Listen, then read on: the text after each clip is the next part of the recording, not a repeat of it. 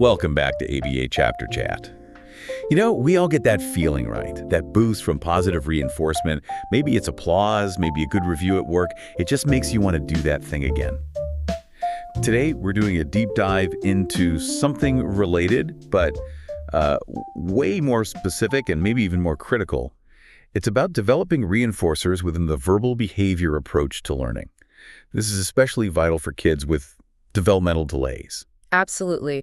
Our mission today is to really unpack what makes a reinforcer, powerful. How do you find it? And maybe most importantly, how do you use it effectively to actually build a love for learning? We want you to leave this deep dive knowing this isn't just about, say, giving out candy. It's about architecting an environment where learning really, truly thrives. Okay, let's get into it. We all respond to reinforcement, don't we? The source material gives some great examples, like applause at a play, or your paycheck, right? Even just a smile from a customer, or that good feeling from volunteering.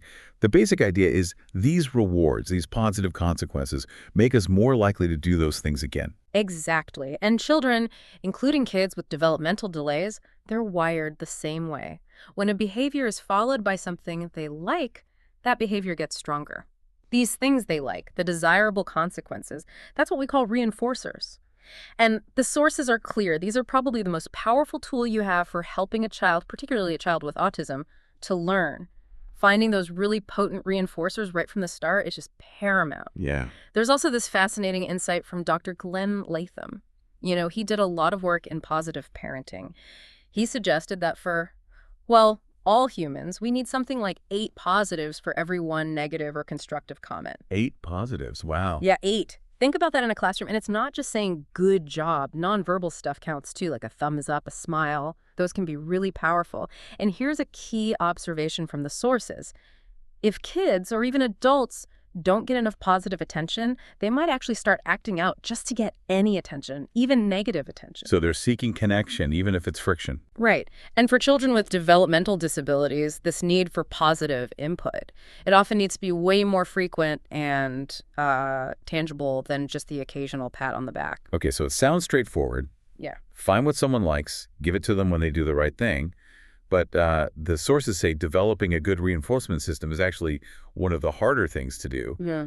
Why is that? What's the catch? Well, yeah, it sounds simple, doesn't it? But there are some real complexities under the surface. It's almost paradoxical sometimes. You think you found the magic key, and then it stops working. So a few big challenges. First, individuality. This is huge. Yeah. Reinforcement isn't one size fits all. It has to be tailored to each child, and, it can change. Daily, even. Daily. Yeah.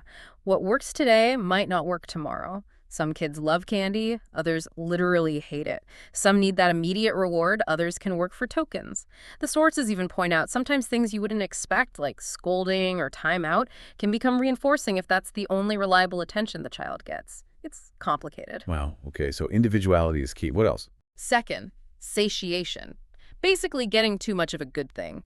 No matter how much a child loves, say, pretzels, once they're full, pretzels stop being a reinforcer. Right, they've had enough. Like listening to your favorite song on repeat for hours. Exactly. It loses its power if you overdo it without a break. Third, there's the flip side, deprivation.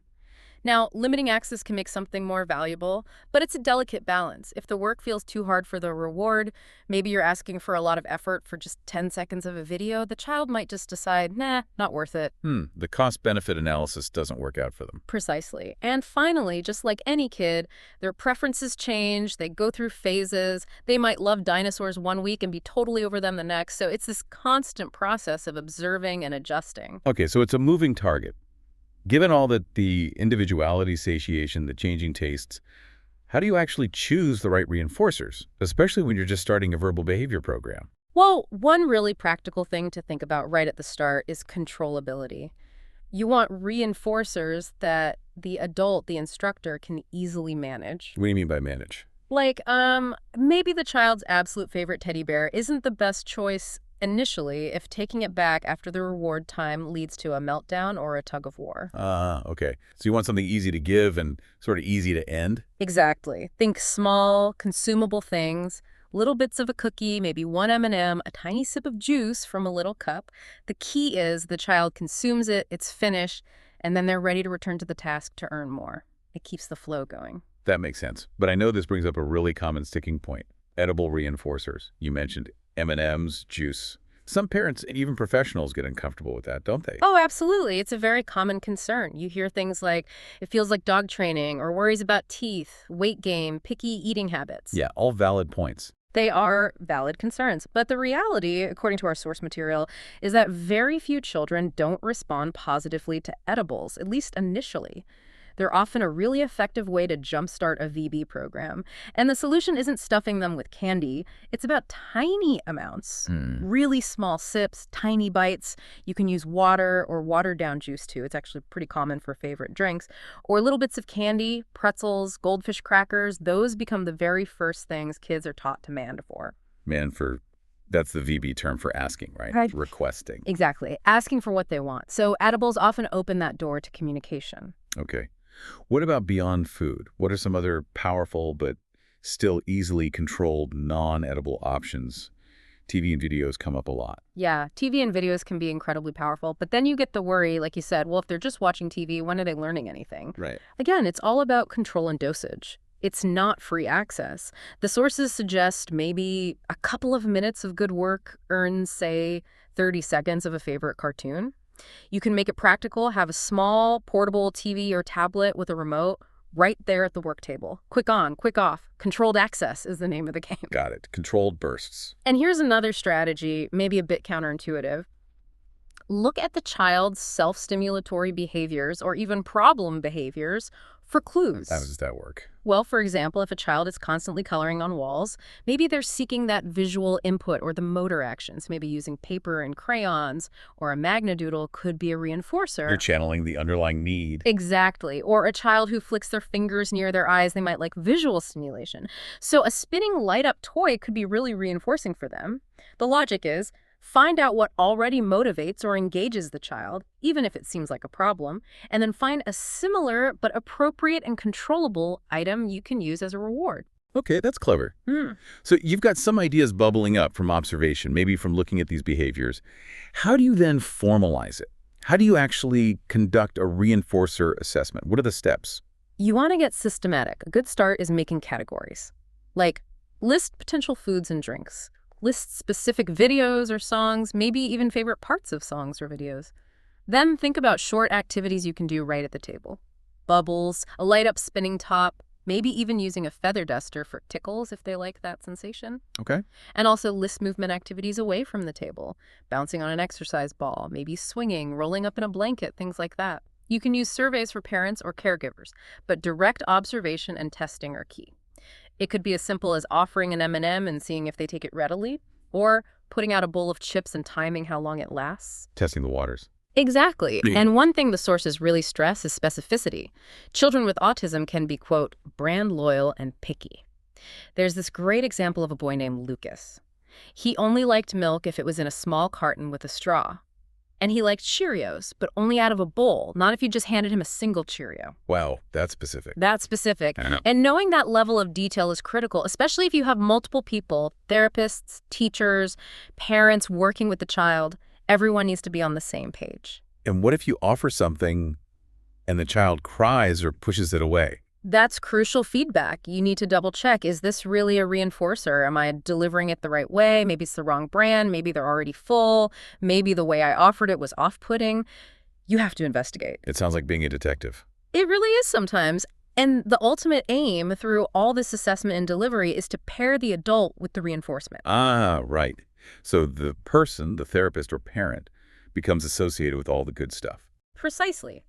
You want the child to see you as the giver of all things, not someone who takes things away or only meets demands. How do you do that? You start with those easily consumed items we talked about. If you do need to retrieve something non-consumable, like a toy, you do it gently. Maybe trade it for something else they like a small piece of candy for the toy car. It builds rapport, builds trust. You become the magic source of fun. Okay, that makes a lot of sense for building that positive relationship. Now, another question that comes up a lot is about age-appropriate reinforcers. What if you have, say, a 10-year-old who absolutely loves Teletubbies, or a 5-year-old whose favorite thing is a baby toy? Parents worry about that. Yeah, that's a really common concern, and the advice from the source material is clear. Don't panic. The most important thing is to look at the child's developmental age, not just their chronological age. So, where they are skill-wise, not just how old they are. Exactly. If that 10-year-old has the language and cognitive skills more typical of a 2-year-old, then Teletubbies might be perfectly appropriate for them right now. It matches their current level. Think of it as a starting point. You meet them where they are. The strategy isn't to keep them there forever, but to start with what works and then gently, gradually guide them towards more age-typical interests as their skills develop. So you might move from Teletubbies to maybe Sesame Street, then later to something like Arthur or SpongeBob. Precisely. It's a shaping process, moving them along gently. And remember that point about satiation. It means you actually can't have too many reinforcers. You need a big arsenal because things lose their power. You'll always be looking for new ones. Which leads to this really vital rule. Once you identify something as a powerful reinforcer, don't allow unlimited access to it outside of the learning sessions. Keep it special. Keep it special and keep it controlled. Store these items out of reach, maybe in clear bins on a high shelf. Why? Because then the child has to communicate with the adult to get them. It prompts requesting, interaction. It reinforces you as the source of all good things. Okay, so we've got the reinforcers identified. We understand individuality, satiation, control, age, appropriateness. What's the next big step? How do you create the whole learning environment so it itself becomes reinforcing? Right, that's where the concept of pairing comes in. This is absolutely fundamental.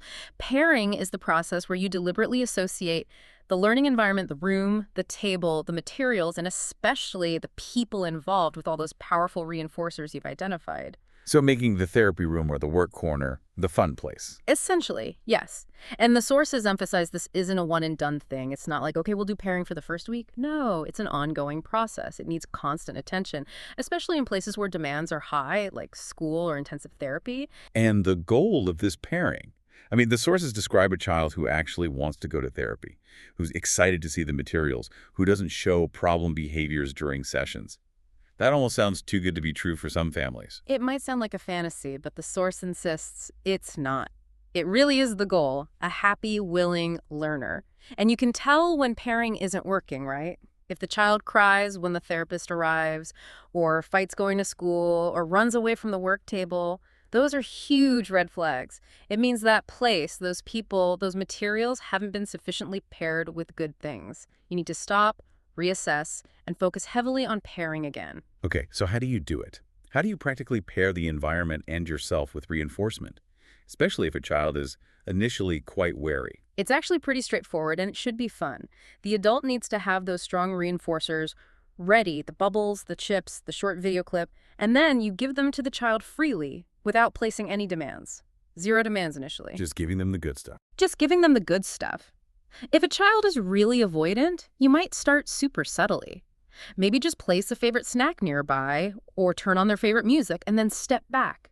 Let them engage with the reinforcer near you, but without pressure. Gradually, you work towards them taking the item directly from you. You start silently at first. Then, once they're comfortable taking things from you, you start pairing your voice. Associating your voice with the reward. Exactly.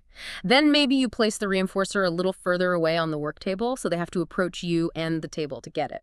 The source even suggests wearing something like a tool apron filled with various reinforcers. It visually marks you as the giver.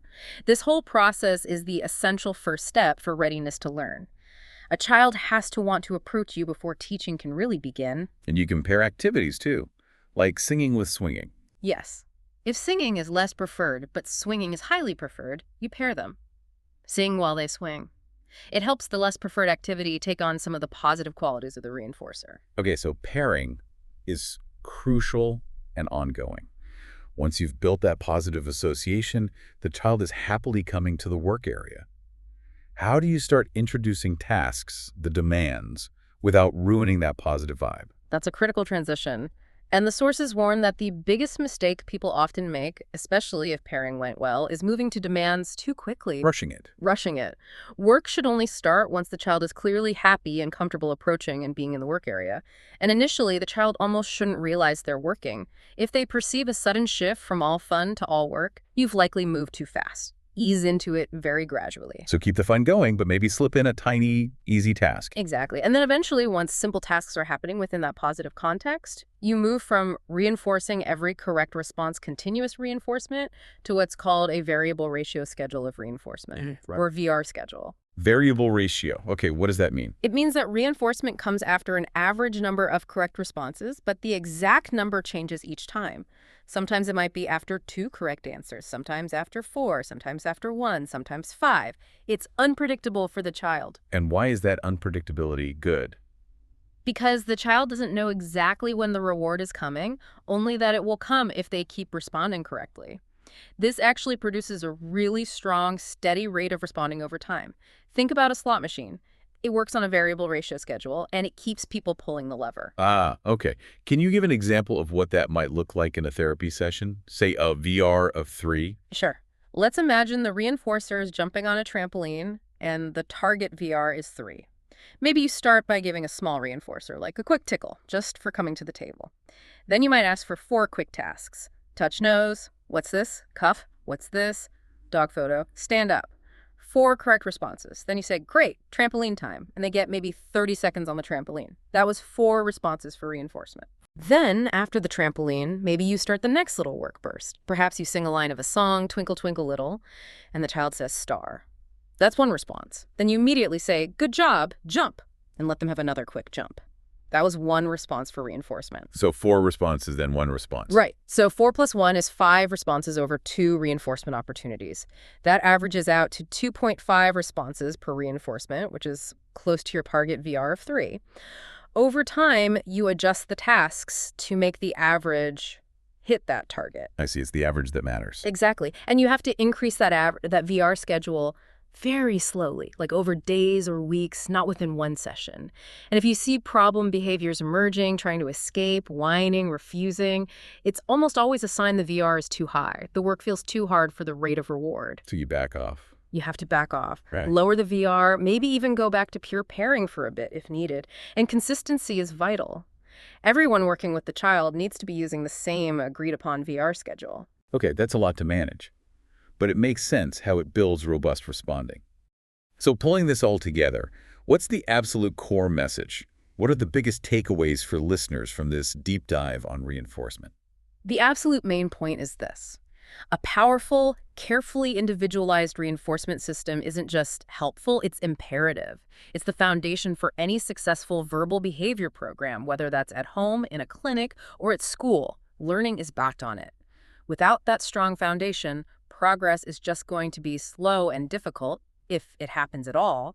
But there's often a real-world challenge. The sources mention that sometimes teachers or other professionals might balk at using things like edibles or TV time in a classroom. Yeah, you can imagine the complaints. It's disruptive. It's not fair to the other kids. Exactly. Those are common reactions. And that brings us back to that critical point you mentioned earlier from the source. It's not the adults who pick the reinforcement, it's the children. Right. That is such a crucial takeaway. The program simply won't work if the adults involved don't fully buy into the fact that this particular child needs these specific, sometimes unconventional reinforcers to learn effectively right now. It's not about what the adult thinks should be reinforcing. It's about what is reinforcing for that child. So overcoming that barrier is key. It is. It often involves working collaboratively with teachers and caregivers, helping them understand why these specific items are so essential for this child's progress, both academically and personally. Because the ultimate goal, remember, is a child who is happy, engaged, and learning willingly. Once you have that powerful reinforcement system humming along, then the real work of teaching communication, social skills, academics, all of that can truly take off. That's a powerful way to frame it. This has been incredibly clarifying, showing how much careful thought and strategy goes into what might seem like just giving rewards. Thank you for breaking it all down. My pleasure. It's such a critical piece of the puzzle. And for you, our listener, here's something to chew on. We've talked a lot about how children naturally seek reinforcement. So how could we, as adults, maybe apply these same principles in our own lives? Think about your own work, your habits, your goals. Could you identify your own powerful, maybe even unique reinforcers? And could you use them strategically varied, individualized, controlled, positive reinforcement to boost your own productivity, motivation, maybe even just your day-to-day happiness? Something to think about. Thanks for joining us for this deep dive on ABA Chapter Chat. Catch you next time.